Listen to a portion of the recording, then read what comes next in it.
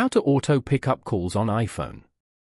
To get started, first of all go ahead and open up the Settings application on your phone. Once you're here, go to Accessibility as shown. From here, you can personalize iPhone in ways that work best for you with accessibility features for vision, mobility, hearing, speech, and cognition. Go to the Physical and Motor section and tap on Touch. Here, scroll down and go to Call Audio Routing. Call audio routing determines where audio will be heard during a phone call or FaceTime audio.